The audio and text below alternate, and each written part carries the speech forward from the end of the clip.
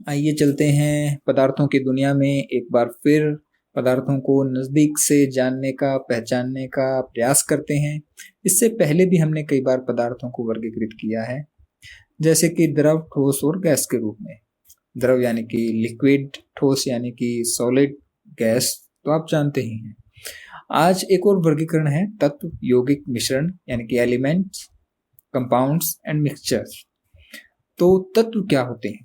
तत्व वो पदार्थ हैं जो एक ही तरह के परमाणुओं से मिलकर बने हैं। परमाणु यानी कि एटम किसी पदार्थ की सबसे छोटी इकाई है जिससे मिलकर वह बनता है। तो हमें लगभग 100 के आसपास तत्व ज्ञात हैं।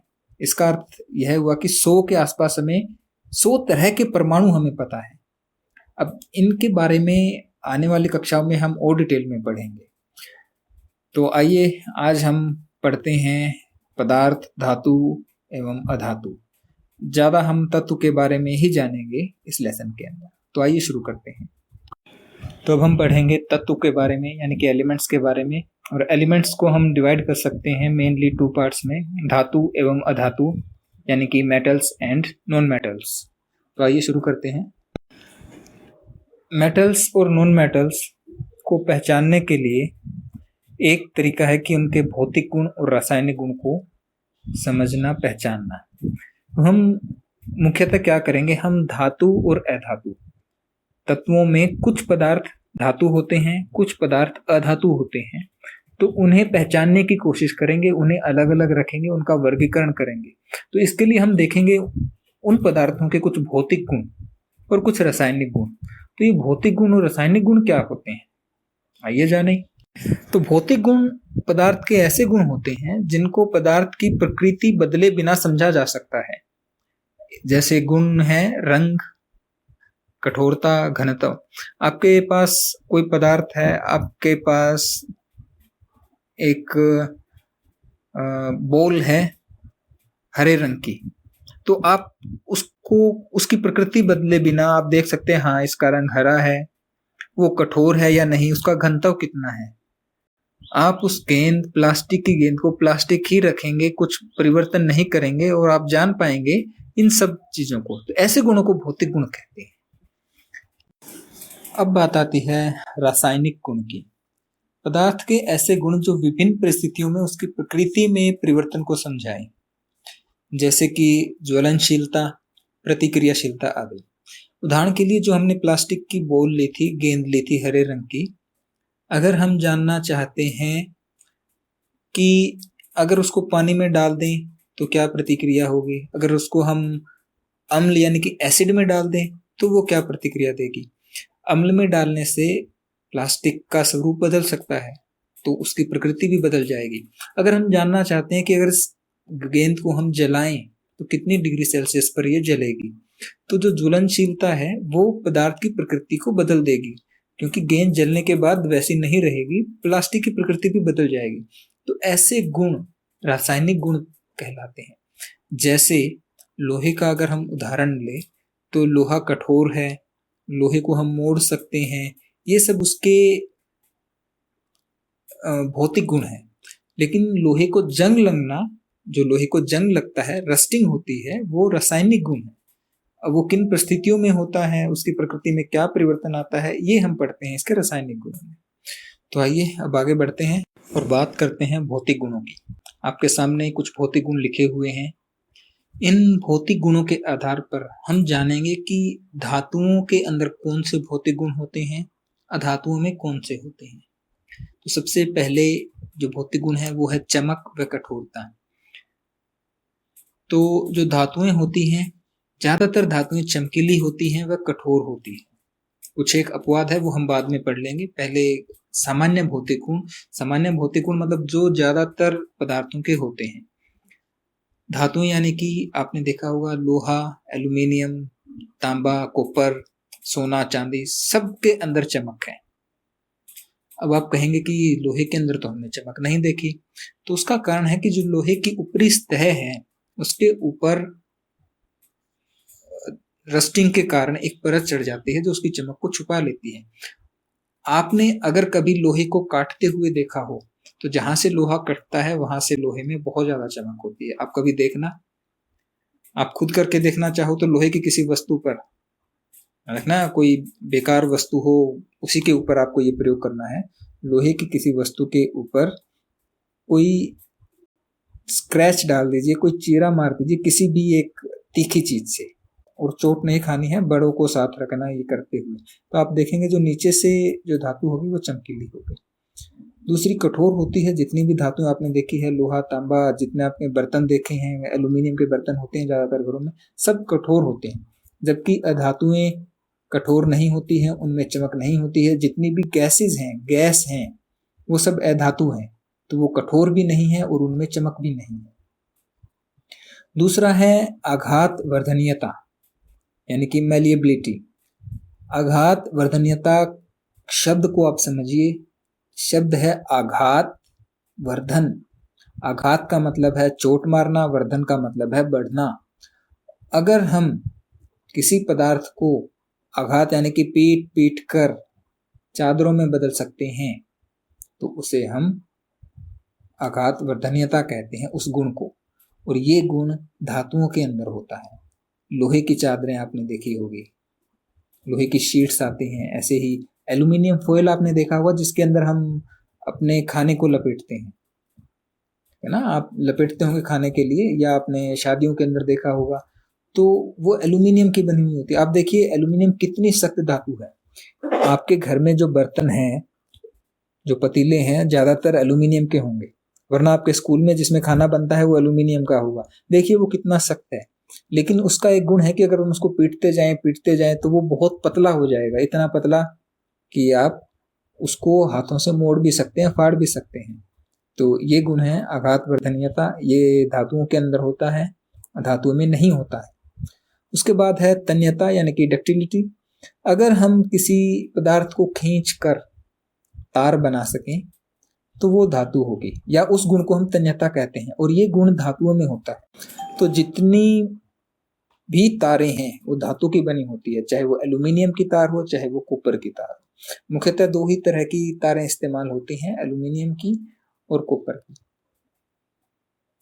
कभी हमने ऑक्सीजन की तार नहीं सुनी, कभी हमने नाइट्रोजन की तार नहीं सुनी, कभी हमने कार्बन की तार नहीं सुनी। तो ये गुण किसके अंदर है? धातुओं के अंदर है।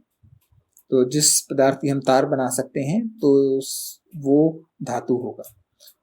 सामान्यतः अपवाद भी होते हैं, ध्वनिक यानी कि सोनोरस। अगर हम धातुओं को किसी चीज से मारें तो उनमें से एक टन किया, जैसे आपने घंटी की आवाज सुनी है वैसी आवाज निकलेगी, अधातुओं में नहीं निकलती है। तो आपने देखा होगा कि अपनी जितनी भी घंटी होती है, चाहे मंदिर के अंदर, चाहे आपके विद्यालय में, स्कूल के अंदर, वो सब धातुओं की होती है। वो लोहे की होगी या पीतल की बनी हुई होती है, क्योंकि उनमें से ऐसी आवाज निकलती है। उसके बाद आता है चालकता यानी कि कंडक्टिविटी। चालकता किसकी? हम पहले भी पढ़ चुके हैं चालकता के बारे में, ऊष्मा की यानी कि हीट की, और विद्युत यानी कि करंट की। धातुओं में से ऊष्मा और विद्युत धारा जा सकते हैं, ये अपने अंदर से गर्मी को, ऊष्मा को और विद्युत धारा को जाने देती है, यानी कि ऊष्मा और विद्युत की चालक होती है, जबकि अधातु नहीं होती। अब मैं आपको कुछ उदाहरण देता हूं धातुओं के। लोहा, एल्यूमिनियम, कॉपर, कैल्शियम, पारा यानी कि मरकरी, सोडियम, मैग्नीशियम आदि धातुएं हैं। अब हमने कहा था कि धातुएं कठोर होती है, लेकिन अपवाद है। पारा यानी कि मरकरी सामान्य ताप पर द्रव यानी कि लिक्विड फेस में होता है, और पारा अगर आपको ध्यान हो तो थर्मोमीटर के अंदर डाला जाता है। पारा भी एक चमकीली धातु, आपने देखा होगा पारा बहुत चमकता है। उसके बाद हमने कहा था कि धातुएं कठोर होती हैं, इसके भी अपवाद है। सोडियम व पोटेशियम जो धातु है वो बहुत नर्म होती है, उन्हें हम चाकू से भी काट सकते हैं। तो ये कुछ धातुओं के उदाहरण थे, कुछ अपवाद थे। अब हम चलते हैं अधातुओं पर। धातुओं के उदाहरण हैं सल्फर, कार्बन, ऑक्सीजन, फास्फोरस आदि। इसमें कुछ अपवाद हैं। हमने क्या कहा था कि धातुएं चमकीली होती है, अधातुएं चमकीली नहीं होती। धातुएं कठोर होती है, अधातुएं कठोर नहीं होती। हीरा यानी कि डायमंड दुनिया का सबसे कठोर पदार्थ है, और चमक तो आप हीरे की जानते ही हैं। तो ये एक अपवाद है। कार्बन का एक अपरूप होता है, और कार्बन का ही एक दूसरा अपरूप है ग्रेफाइट। ग्रेफाइट भी कार्बन ही है। ये विद्युत का सुचालक होता है। सामान्यतः बाकी जो अधातुएं हैं वो विद्युत की कुचालक होती है, लेकिन ग्रेफाइट सुचालक होता है। और अगर आपको याद हो, मैंने आपको बताया था कि जो ग्रेफाइट है वो हमारी जो पेंसिल है, पेंसिल का जो सिक्का होता है वो ग्रेफाइट का बना होता है, जिससे हम असल में लिखते हैं। तो ये कुछ उदाहरण थे अधातुओं के। अब बात करते हैं रासायनिक गुण की। पदार्थों के रासायनिक गुण रासायनिक अभिक्रियाओं द्वारा पहचाने व समझे जाते हैं। अब हम कुछ रासायनिक अभिक्रियाएं करेंगे जिसके अंदर पदार्थ की प्रकृति बदल जाती है। आप ये कह सकते हैं कि पदार्थ ही बदल जाता है। तो ऐसे परिवर्तनों को रासायनिक परिवर्तन कहते हैं। याद कीजिए, भौतिक परिवर्तन और रासायनिक परिवर्तन। तो रासायनिक गुण जानने के लिए हमें रासायनिक परिवर्तन करने पड़ेंगे। तो आइए आगे बढ़ते हैं। तो आइए रासायनिक अभिक्रिया में सबसे पहले हम पढ़ते हैं धातु व अधातुओं की ऑक्सीजन से अभिक्रिया।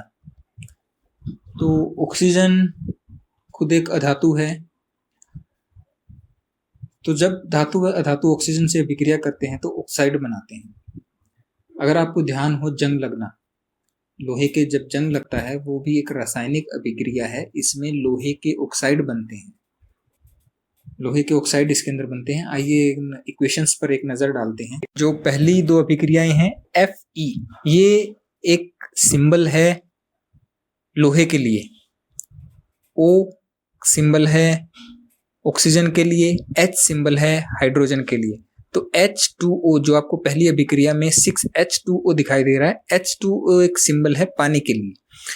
हम इन सिंबल्स को बहुत डिटेल में पढ़ेंगे आने वाली कक्षाओं में। अब मैं ज्यादा डिटेल में नहीं जाना चाहता। जो नीचे Cu है ये है कॉपर, और जो CO2 है वो है कार्बन डाइऑक्साइड। तो लोहा भी एक धातु है, कॉपर भी एक धातु है। तो इन दोनों की ऑक्सीजन के साथ जो अभिक्रिया है उससे ऑक्साइड बनते हैं। नीचे है S+O2 जिससे SO2 बन रहा है। S किसके लिए संकेत है? सल्फर के लिए।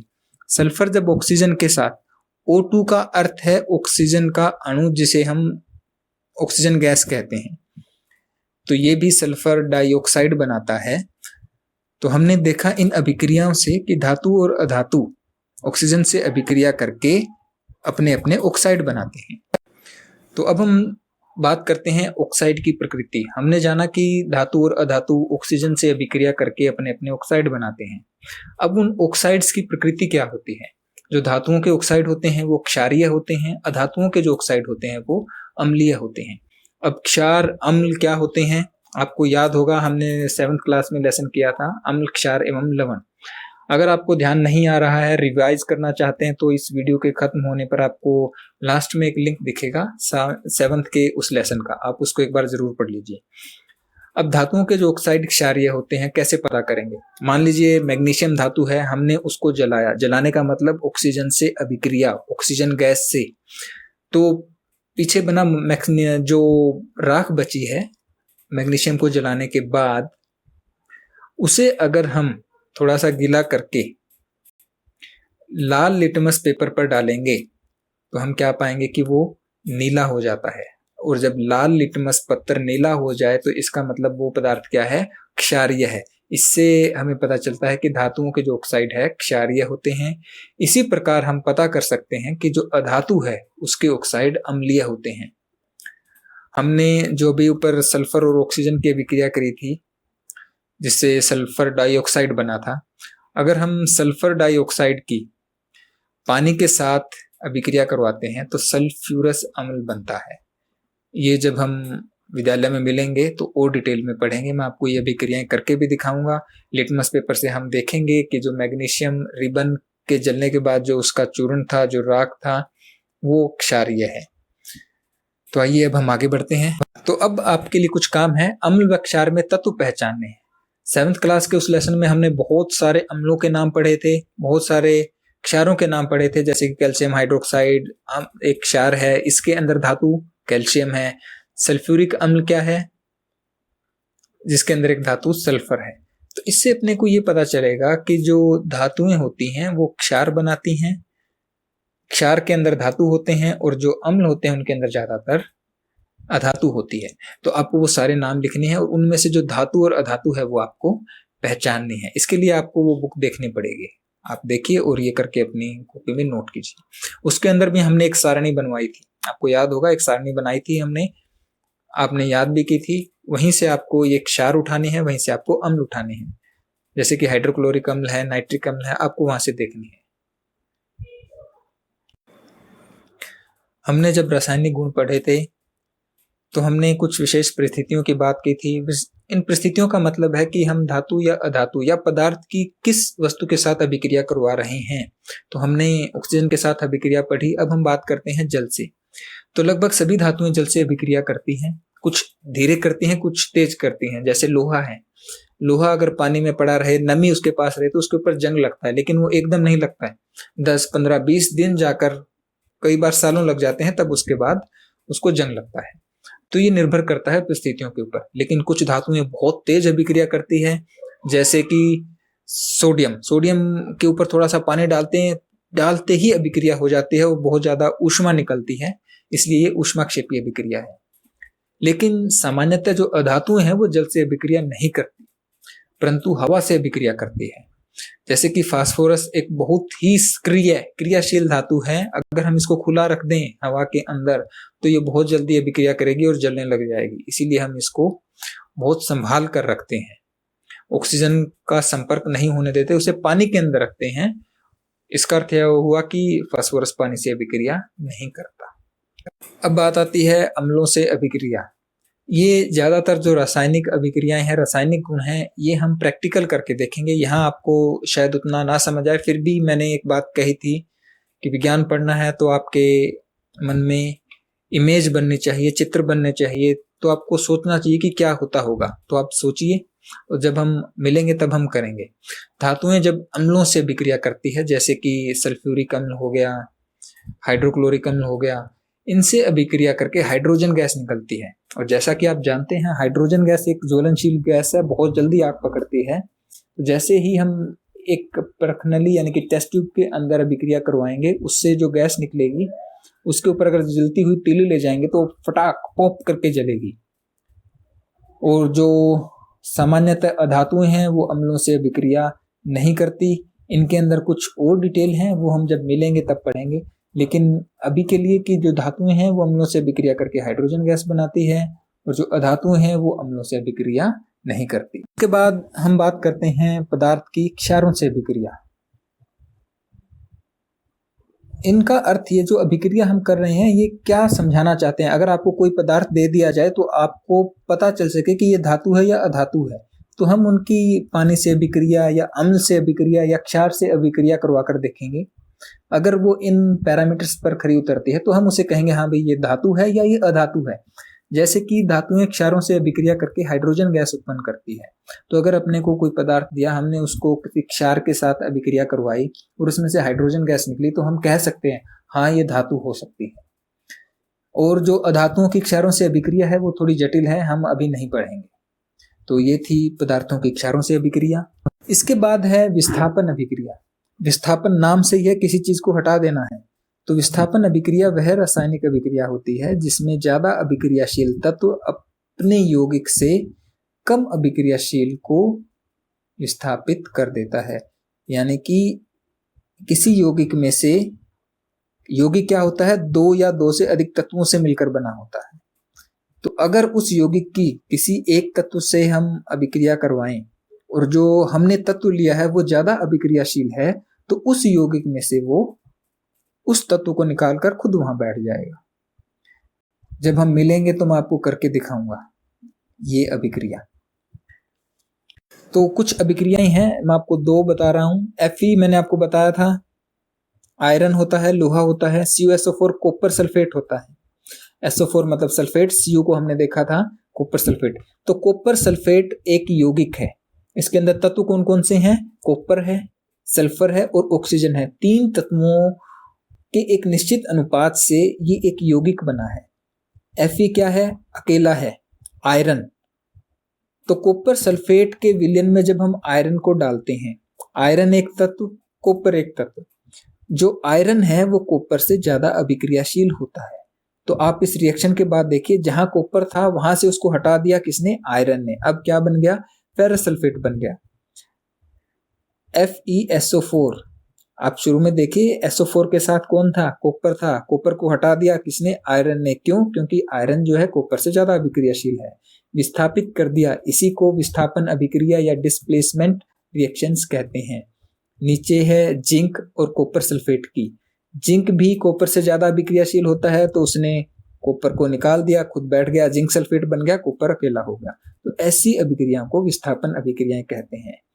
इनको बड़े ध्यान से समझना, क्योंकि 9th और 10th दोनों कक्षाओं में आपको ये अभिक्रियाएं मिलेगी और डिटेल में मिलेंगी। तो आपको अभी से पता होना चाहिए कि ये अभिक्रियाएं क्या होती है। बात करते हैं धातुओं के उपयोग की। आप सबने इतनी सारी धातुएं देखी हैं, आपको उपयोग भी पता होंगे, फिर भी मशीन बनाने में, कार, बस, वायुयान, रेलगाड़ी, तार, बर्तन आदि बनाने में धातुओं के उपयोग होते हैं। क्यों होते हैं, क्योंकि ये कठोर होती हैं, ऊष्मा की सुचालक होती है, विद्युत की सुचालक होती है। बहुत सारे कारण हैं जो कि हम पढ़ चुके हैं धातुओं के उपयोग के। हमने अधातुएं पढ़ी थी, सल्फर थी, ऑक्सीजन थी, नाइट्रोजन थी, कार्बन थी। तो धातुओं के भी कोई उपयोग है क्या, तो आपको बिल्कुल सही सोचा होगा। श्वसन के लिए, सांस लेने के लिए सबसे जरूरी ऑक्सीजन, एंटीबायोटिक बनाने के लिए उर्वरक जो हम खेतों में डालते हैं उसके अंदर फास्फोरस होता है, नाइट्रोजन होती है। तो ये सारे उर्वरक बनाने के लिए काम आते हैं। पटाखे जो जलाते हैं उनके अंदर बहुत सारी अधातुओं का प्रयोग होता है अलग अलग रंग निकालने के लिए। तो अधातुओं के हमारे जीवन में उतने ही उपयोग है जितने धातुओं के हैं। तो ये था हमारा पाठ पदार्थ, धातु एवं अधातु। आशा है आप समझ गए होंगे धातु और अधातुओं में क्या फर्क होता है, कैसे हम उनको पहचान पाते हैं। अब बारी है मूल्यांकन की। आप इनको अपनी नोटबुक में नोट करेंगे, इनके आंसर्स लिखेंगे। कुछ नहीं समझ आता है तो आप मुझसे पूछ सकते हैं। धन्यवाद।